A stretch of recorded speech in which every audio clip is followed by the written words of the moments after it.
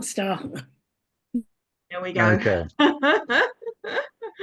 Found. Okay. Oh, Kevin's coming in. Right. So, welcome Jerry Flynn from the 35% campaign, and a council tenant in Bermondsey. He's going to talk on why we have no clue how many affordable and social rented homes have been built in Southwark, and he's going to tell us about the council's failed monitoring regime. If you've not had a chance to do so, then please have a look at the 35% campaign website, where there's an explanation of how this was discovered. So, Jerry, please go ahead. When you finish talking, we will take questions and comments, and then we'll ask you to sum up. Yeah, sure. Thanks, Tanya. Well, the 35% campaign, maybe as people know, started out as a campaign to get 35% affordable housing on all new private developments. I say 35%, obviously, if we can get more, we try and do that as well. But 35% was chosen really because that was Southwark's um, requirement for all new major developments, for all new developments. But we realised at about the time of the Haygate redevelopment that Southwark simply wasn't getting that amount. It was being told by property housing developers that it wasn't financially viable, and it was generally accepting that as a reason or as an excuse for not getting 35% affordable housing and accepting it. So we started the campaign to try and remedy that. And we therefore spend much of our time concentrating on how much affordable housing is or isn't being built by private developers. And for a long time, we assumed that at least when this was secured at planning committee, when planning applications were approved with 35% affordable housing, it would get built. That effectively was the end of the story. We're getting our 35% affordable housing. And it really took us quite a while to realise that this is not always the case for various reasons. And first of all, as a rule of thumb, only about 2/3 of planning permissions ever get built anyway. So that takes care of another third of a third. And second, what is approved at planning committee does not always find its way into the final S106 agreement between the developer and the council. Planning permission isn't actually granted at planning committee stage. It's granted sometime later when a final agreement, a legal agreement known as an S106 agreement, is reached between the developer and the council. A third reason why we may not get the affordable housing that we hear about at planning committee, or seems to be agreed at planning committee, is that developers can then vary the S106 agreement at a later date. They can come back and say, oh, actually, that agreement that we had with you, we can't now fulfill it for financial viability reasons or for some other reason. And so we want to change it. Planning permissions can be changed for a lot of reasons, for a lot of things, and it's perfectly legitimate to do it. But one of the reasons they often get changed is because developers say they can't fulfill their affordable housing promise that they originally made for the S106. And fourth, the developers can break their promises. They can simply avoid and neglect to provide the affordable housing that they were obliged to build. Now, this is sometimes not legitimate. And when it isn't legitimate, that can result in legal action. And we've had a couple of cases of this. There is an example from 2017 when Southwark Council went to the High Court seeking damages from a housing association for the loss of 37 affordable houses, 37 affordable homes, through what it called, in its claim, sham transactions. This was a long-running court case, which eventually reached an out-of-court settlement. Southwark reached an out-of-court settlement with those involved. And the Up the Elephant campaign pursued its own case, this time against Southwark Council, all the way to the appeals court, because we thought that the S106 for the affordable housing in the Elephant and Castle shopping centre redevelopment did not reflect what was agreed at planning committee. planning committee said we should get 116 social rent equivalent homes, and we may get 116 social rent equivalent homes, but we thought that the S106 agreement didn't reflect what the planning committee, how the planning committee thought they should be paid for. And we do fear that when we do get our 116 social rented homes, if we do get them, Southwark will end up paying for them.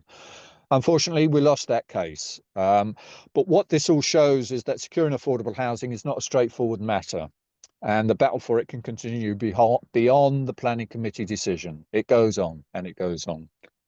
It also shows the need on the council's part for an effective monitoring and tracking system of our affordable housing to make sure that what is approved is actually built, it's delivered, and it's retained. And amongst other things, we, the 35% campaign, took a complaint to the local government ombudsman in 2016 because we thought this was not happening, because we believed that Southwark did not have an effective monitoring system for affordable housing delivery, It wasn't keeping proper track of it. The ombudsman agreed and upheld our complaint. And in response to the ombudsman's findings, Southwark said they would do an annual audit of affordable housing. They said they held their hands up, so to speak, and said they'd now do an annual audit from now on. But they only did two in about 4 years, 4 or 5 years, I think, one in 2016, one in 2022. So we returned to the ombudsman in 2022 and made another complaint. Said, well, they said they were going to do this, they're really not doing it properly. On this occasion, though, our complaint failed, and the ombudsman agreed with Southwark. And he reached his decision after Southwark launched a housing delivery web page, which persuaded him that Southwark did now have a robust monitoring system in place. So we started to take a critical look at this housing delivery page, which Southwark has called an audit. It calls this an audit of housing, affordable housing delivery. And we have just published what we think about it in our latest blog post that Tanya referred to, and you can simply find it by Googling 35% campaign. And yeah, before I get to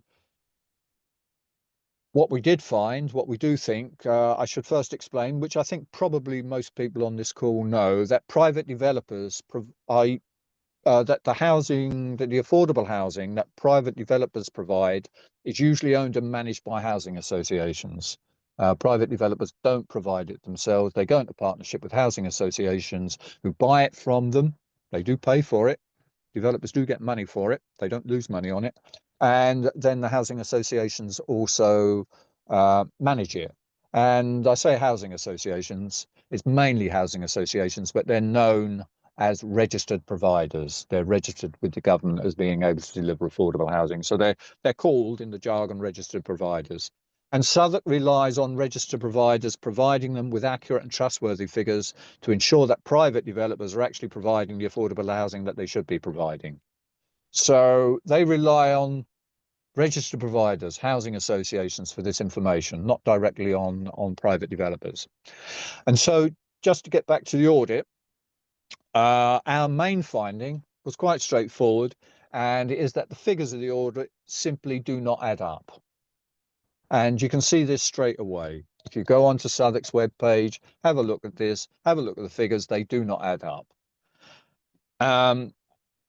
The headline figures show that the total number of homes that the registered providers say that they are providing do not match the number that Southwark think they should be getting through S106s. And the difference between the two figures is very large. So on the one hand, we have the number of homes that the registered providers say they are providing. On the other hand, we have the number of homes that the S106s are telling Southwark they should be getting, and the figures don't match. And the difference is very large. And however, this mismatch is very, very peculiar. It may not be what you might first think, because it seems to show that we're actually getting many, many more affordable and social rented homes than developers have promised. It seems to tell us that developers are giving us more than they actually promised. According to the audit, and I looked at it yesterday just to see if anything had changed, and as of yesterday, these figures are correct. We are getting over 21,200 affordable homes when we should be getting just 8,300. So the figures from the registered providers are telling us we're getting 21,200, and the figures on the S106 agreements say we're getting 8,300. That's a pretty big difference. And according to the audit, we are getting 14,000 social rented homes within that bigger figure for affordable homes, when we should be just getting 2,200. So according to the audit, we're getting 14,000 or over 14,000 social rented homes. And according to Southwark's figures, we should just be getting nearly 2,200. So according to the audit, we are getting nearly 6 times more social housing than we should be. And we don't think this can possibly be right. So while Southwark raises questions with registered providers when it sees discrepancies on individual schemes, so it's picking these up, they're getting these figures from registered providers, they're looking at the schemes and they see some discrepancies between the figures they're getting and the figures they have. They're chasing a few of those up. And while they refer into the audit to what they call historic schemes, which they say are outside of S106 developments, which may explain some of the differences, there has been no systematic attempt to reconcile these total figures that I mentioned before. There's been no systematic attempt to reconcile the 14,000 social rented homes that they say, that the RPs say we're getting, with the 2,200 that are coming through on the S106. There's been no attempt to reconcile the 21,200 affordable homes that we are getting according to the registered providers with the 8,300 that are showing up on the S106. So this isn't really an audit. And Southwark seems content with this situation. It seems happy to believe that we're getting more social and affordable housing than we should be. And we think this just isn't good enough. We think that we're not necessarily getting more affordable housing than we should be. We instead think that these large differences show that the so-called audit is nothing of the kind, really. Because the whole purpose of an audit is to reconcile what you have with what you should have. And if one doesn't match the other in any way, you should explain why. And Southwark does not do this. It does not explain why there's these big differences. So there's more in our blog post about discrepancies at scheme level. And we're also looking at individual registered providers because they're all listed on the web page. And we're going to do more work on that. And we're also in touch with Southwark Law Centre about this issue. And Southwark Law Centre have also presented about a dozen examples of individual schemes to Southwark Council for them to take a look at. Quite small schemes, but they all add up. And we know that some enforcement action has been taken on some occasions, but we know of other occasions where it hasn't been. But we're not really aware of any substantial amount of affordable housing that's actually been recovered. So overall, to finish up, we do not think that there's necessarily a massive loss of social and affordable housing, but we do think that there is nonetheless a sort of leakage of affordable and social housing. We think we're probably losing bits here and there. It's a bit like Thames Water, if you like. We've got this great system and we think there are leaks here and there. And maybe with the potential for a mains burst, you know. But I think the real point is nobody can be really sure because we don't have a robust audit. And until we have a robust audit, that's always going to remain the case. And we're always going to be, you know, a little bit in the dark about whether we really are getting the affordable housing that we should be. Yeah, so that's it. Okay, thank you, Jerry. Rather depressing, but extremely interesting. So if I've got you right there, what you're saying is that Southwark is relying on the reports of developers or housing associations, and when they ask how many so-called affordable homes, shared ownership, intermediate,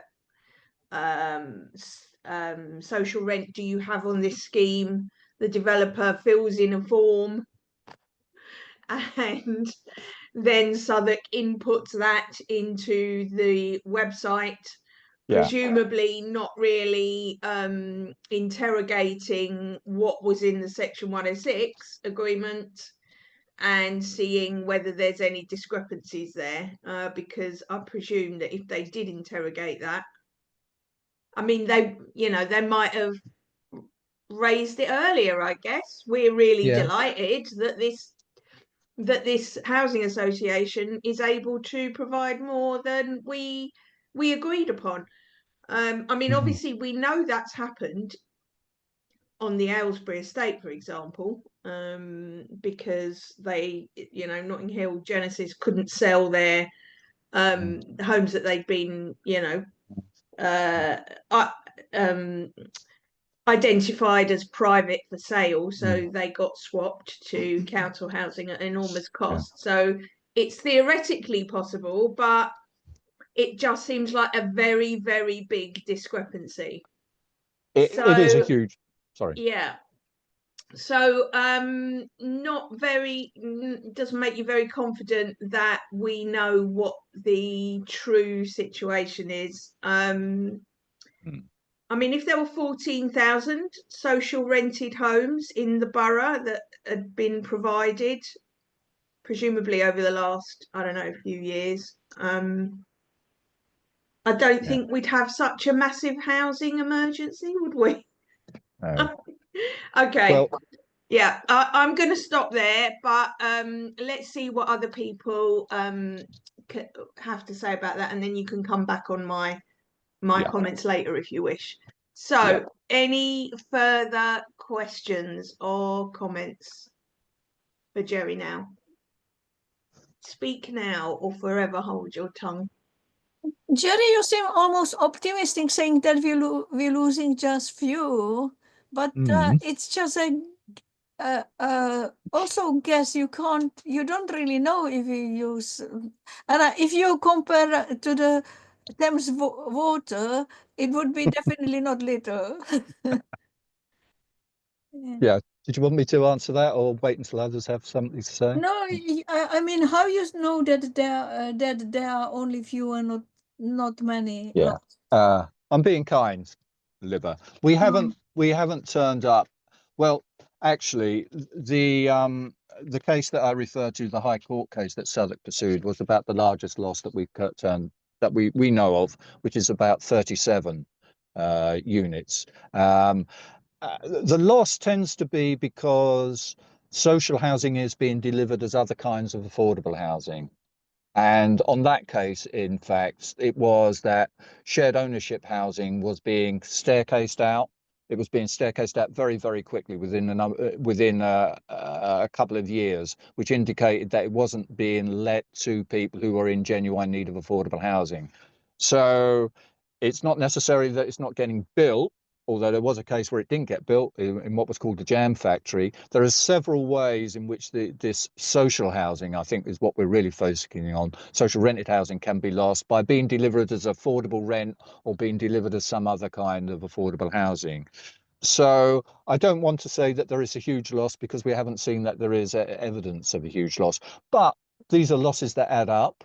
And while in terms of numbers they might seem small, in terms of money, that is quite a lot of money if you think about the prices of an individual unit of an affordable unit, which may turn out to be being sold or may be turned out to being not a social rent unit, but to being affordable rent unit for the people living in them. For the tenant, that's a significant difference if you're paying a social rent or an affordable rent. So I don't think it minimises the seriousness of the problem to say we don't think there are huge losses in total numbers. I would say it's, to be fair to Southwark, this is a huge task doing what they're doing. They do interrogate some of these returns. I can't say they do it all of them, but they do interrogate some of these returns against S106 agreements and against officers' reports. Because there are notes on the website, if you know where to find them, which show that they are taking some action because they do feel that there is a discrepancy and they do follow up. But I think this shows one of the problems with the method that they're using. They are using basically a spreadsheet, an Excel spreadsheet, with all the faults of Excel spreadsheets, one of which is human error, simple human error. These things are huge. And we have some poor officers who are dedicated to this task of, as Tanya described, sending out some sort of pro forma, getting back information from registered providers who probably think they have much better things to do with their time, who use their own terminology and designations, and then that officer has to make some sort of sense of what's getting returned.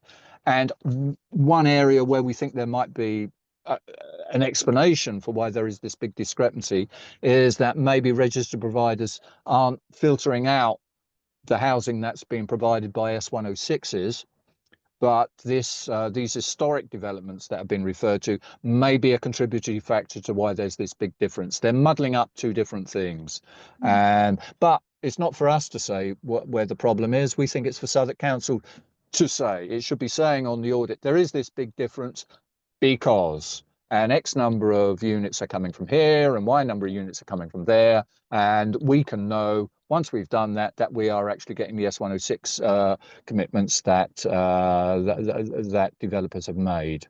But that's not happening. So this really isn't an audit in that respect.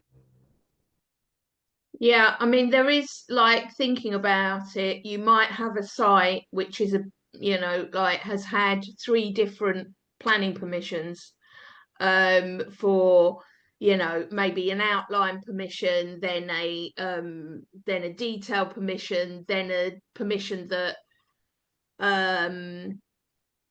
supersedes the previous outline for a particular part of the site, and you might be, I can see where double counting might possibly come in there with different section 1/6s, which developers or housing associations probably don't really care about that much, so yeah, I can see how it's like a really, it's not a straightforward administrative task.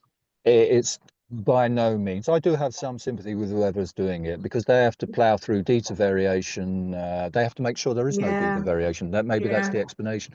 And in our blog post, we do come up with one interesting example just to show that we are trying to be even-handed about this. We found, we think, an example where there does seem to be an increase in social rented housing beyond what was agreed in the S106 agreement. But it doesn't appear to have been captured. It doesn't appear in each site. You can generate its own figures, and it doesn't appear to have been captured in those figures. So yeah, it's not a straightforward problem of that we're simply losing social housing, although personally I think we probably are. It is a problem that Southwark Council as the local planning authority isn't on top of what's happening. And something else I would add, it's probably in a lot better position than many other local authorities.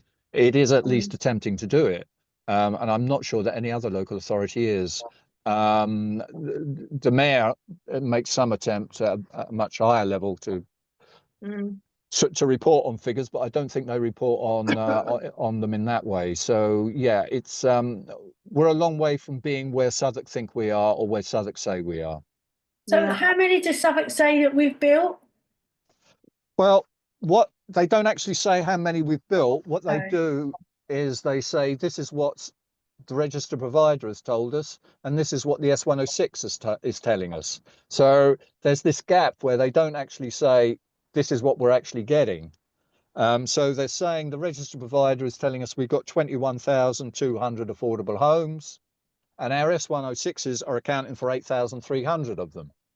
So where is that 8,300? Is that all the S106 units we should be getting? You can't really say. You might think, well, it must be within that 21,000, but who knows? Maybe it is, maybe it isn't. Until you have a reconciliation, it's not possible to say.